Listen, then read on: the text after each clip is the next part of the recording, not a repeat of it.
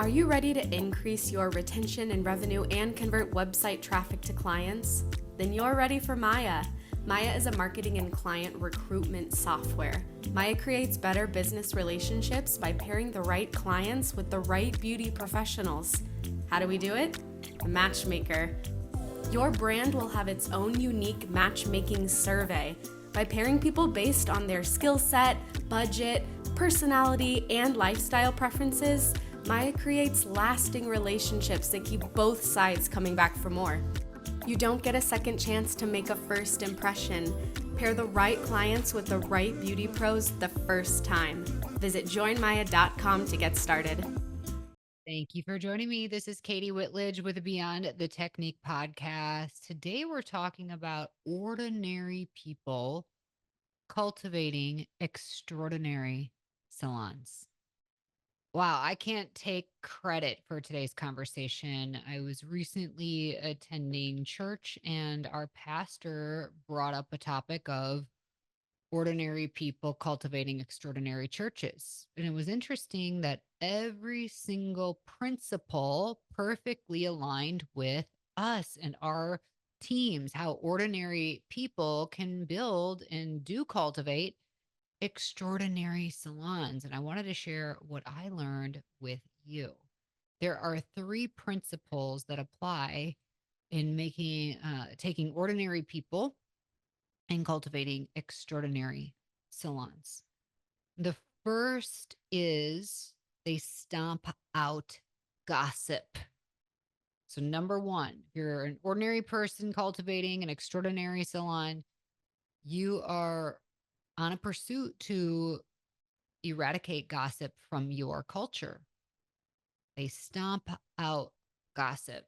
Our pastor shared a really devastating story about a fire that was set off near where they used to live in Nevada, and destroyed homes, lives. And it ended up being a drunk driver who pulled over to the side, didn't realize his car was smoking. There was a spark that flew off the car.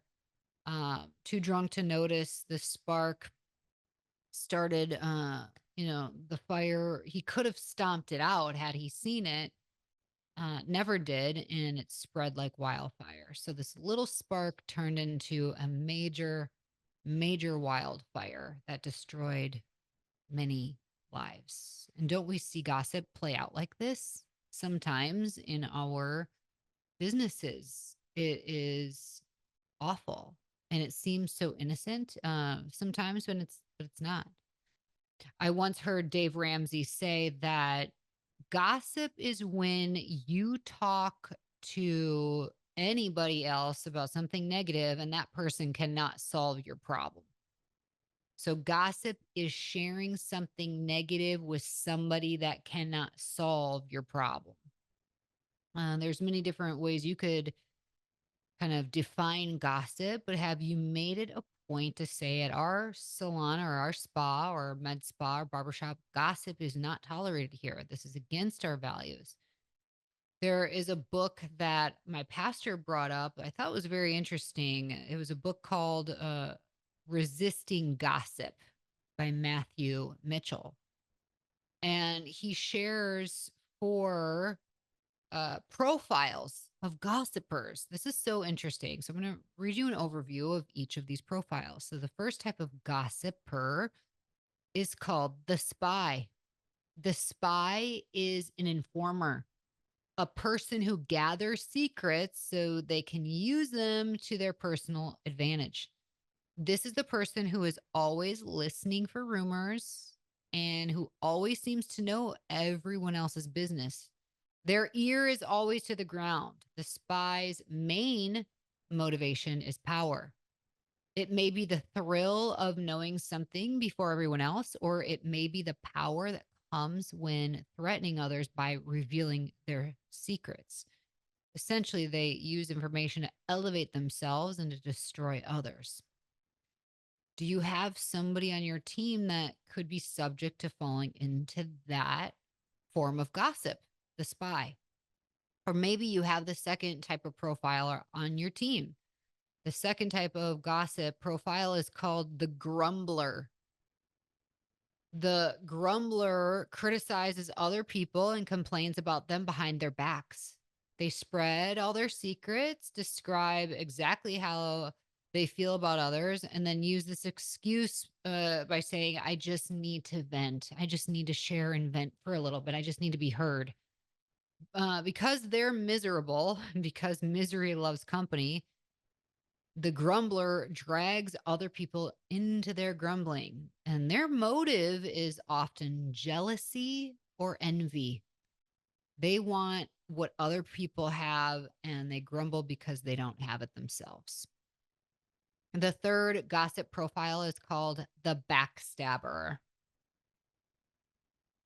Oh gosh, the backstabber is a complainer, but they're more than that. They are angry and malicious, and they're out to destroy others. They may bring full out lies in order to bring down other people. They may engage in really kind of a smear campaign. So the backstabber looks for something, anything, everything wrong with their enemies and make sure everyone knows about those things. And if you can't find them, they make them up. The backstabber is often motivated by revenge or some deep offense, some opportunity lost, or some hardship gained. This offense or perceived offense has led to bitterness, which has taken root and motivated this desire for revenge. How interesting. Have you ever had a backstabber? And a fourth profile for a gossiper is the chameleon.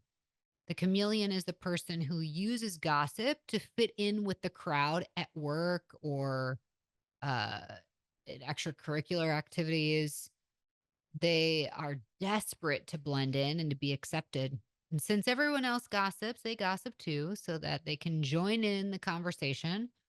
And since respect comes through sharing juicy facts about others, the chameleon finds and then shares that kind of information. Their motivation is fear, the fear of what other people think of them. And they're especially afraid of being excluded from the crowd. Do you have the spy, the grumbler, the backstabber, or the chameleon on your team? Is this behavior that has become poisonous? Because ordinary people who are cultivating extraordinary salons stomp out gossip. The second way to cultivate extraordinary salons, even if you're ordinary, is to amplify praise. I love this. So in the sermon, it was like, you're not just praising God. Like, this is actually praising people who do godly things or remind you of God, or who are modeling the type of servant heart that God has, the lovingness of God. In our own environments, how do we amplify praise? It's kind of like affirming the positives constantly. And that takes work and effort and intentionality. Finding the good in others, in what others are doing multiple times a day, and shining a light on it to the best of your ability. Where do you have that common place where your team communicates, where you can give those shout outs, the praise properly owned, properly earned by people who are doing amazing things in your company? How are you amplifying praise at your business? That is just my favorite.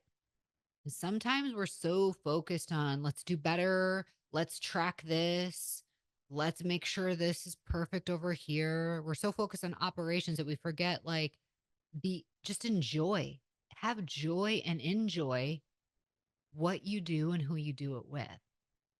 And that's why we're here. That's why we do what we do, is because it makes somebody's day. You have this special opportunity to make somebody else feel special. And there's just so much opportunity for praise. And the more you look for the good, of course, the more good you find. So I love that. So ordinary people cultivating extraordinary salons, stomp out gossip, they amplify praise, and lastly, they vet carefully and support wholeheartedly. So this is interesting because from a marketing perspective, I've taught a lot about recruiting, specifically be quick to hire, be quick to fire. It used to be slow to hire, quick to fire. And I just don't think sometimes in today's culture, market, et cetera, that we have uh we don't have time on our side the way we used to because there's a lot of competition. There's a lot of shiny objects out there that our favorite candidates could be allured by. So hiring quickly is still something I agree with. We have to move quickly, but how can we vet carefully in the process of moving quickly?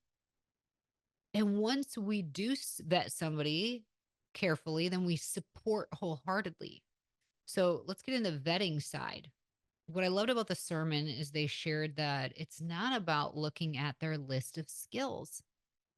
I know many of you are looking to hire specifically professionals with experience right now. I know that's a top goal for many owners right now, and I think it's great. Just because somebody has great experience or a few years into the industry does not mean that this is a sure hire. You still need to check what, not the skill, but their character. So the main message here was vetting for character above all else. When I think about vetting for character, it's like, how do you, as quickly as possible, really know somebody's character? And I think this is our opportunity to take that sheet of interview questions that you've been looking at every single interview you've done, take it and just like rip it in half, like boom, done with the interview questions. Maybe instead you hit up a coffee shop, a smoothie bar, somewhere nearby your business where you can just sit down and commit to really spending like a couple hours with somebody and pretend like if I'm dating this person, would I take them home to meet my parents? Would I be like excited? Could I see this person being somebody that really has that servant leader attitude that really represents who we embody as our culture and team? Our pastor gave this great analogy and talked about the Marvel movie Captain America. Do you remember that first Captain America movie where the big leaders were debating on who gets the special serum where they're going to make this super, army Superman type of army guy, the Captain America, right? Um and they were looking and debating between this scrawny guy named Steve, who was like a nobody, like weighed 90 pounds wet, or this big, beefy, warrior looking guy. And, one of the leaders was like, well, the big, beefy guy, he should get the super serum. He should be Captain America because, like he's a warrior. And the other guy, the other leader was like, but he's a bully. Like so the one who wanted the big beefy bad guy, let me show you this. And he takes out a grenade and throws it out into the place where all the guys were training. Steve's there, the big burly guy's there. And they yell grenade and everybody scatters, including the big beefy guy, except little scrawny 90-pound Steve. He jumps on the grenade. Man, when I heard this in church and like visualized that scene of the movie, I can't help but get like emotional, like choked up about thinking about people actually do that and have done that for us, for our American freedoms. And when I think about the best leaders that I've ever had in my life who have inspired me, supported me in my growth, they are sacrificial leaders.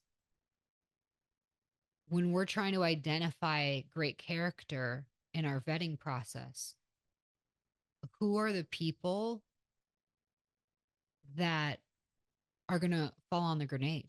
Who are the people that say, wait, you can't get to them until you go through me? You got to go through me first to get to them. You know, in church, we continue to talk about Jesus' life and being the ultimate shepherd who we are his sheep. He protects us at all costs. He leaves the 99 to get the one, right? Like the wolf cannot get to the sheep. You're going to have to go through me. And that was really profound for me in looking at more and more, especially in today's culture. Like we want to grow big business, we want to grow big teams, but it can't be at the sacrifice of bringing on people that don't live up to the character that will support your culture. Somebody who puts others first. Ah, gosh. And once we vet them and we say, wow, they have the heart of a hero, now we do everything to wholeheartedly support them. We don't want division in our companies. We go all in to protect them. That could be with clients too, right? Like there could be those times where we put our new talent on the floor very quickly and we're going to tell them, look, this is your first month on the floor. I expect to get 3 calls for corrections. And if I don't, it tells me that you're not willing to take big risks and I need you to take big risks. That's how you're going to get really good really quick. So you have that support of me, but also that expectation. And I have your back. No matter what they call and say, they cannot bring you down. I will build you up. This is what we're going to do. This is what we're going to do to get you to build your confidence and overcome problem solving. So I don't know how you feel about today's topic, but I just thought, man, I got to share this. I got to share how ordinary people can cultivate extraordinary salons because they stomp out gossip, they amplify praise, they vet carefully and support wholeheartedly. If you are curious, this comes from the 3rd book of John, and it's the shortest book in the Bible. So it's a very quick read. And all of this goodness came just from that little book. I start every single day in the Word, having a devotional, and man, it sets my mind right. It also brings this peace and joy that really is unexplainable. Because as an owner, and I know you feel this, there are going to be things that happen. There could be this person you hire that you have vetted carefully, that you've supported wholeheartedly, that had a heart of a hero, that had great culture, who eventually you see rooted up new behaviors of possibly gossip. Their behaviors are all of a sudden not in line with your standards, certainly unexpected. You're going to go through painful periods or seasons where somebody you thought you could never lose faith in is going to shake you up. But don't forget that you have all of these amazing people in your charge that you are responsible for. You are their shepherd to the flock, right? Like they are there because you are a heart of a hero and you are the one to lead them in life. It all goes beyond the time behind the chair, right? That's why we're called Beyond the Technique. That's what this is all about. But don't give up, persevere. I was sharing in a one-on-one coaching session with the owner, just like, look, there's a couple of things you're going to learn. One of them is that your role is to be a consistent problem solver. And when you see some things happen in your culture that you need to protect in order to create this extraordinary business, you're going to have to make some hard decisions. But above all else, you have to be willing to persevere. You have to be willing to stand the test of time because extraordinary businesses stand the test of time. And ordinary people who cultivate these types of businesses have to make tough calls and they have to be the ones willing to endure the hard things, the unfair things, the unjust things in order to constantly cultivate the extra ordinary, a place where it's gossip free. You are praised and supported and built up, and you are supported wholeheartedly. I hope this message has been fun for you and encouraging for you today. And I hope you have an amazing Labor Day. Until next time, everybody, have an awesome day and stay strong. We'll see you next time.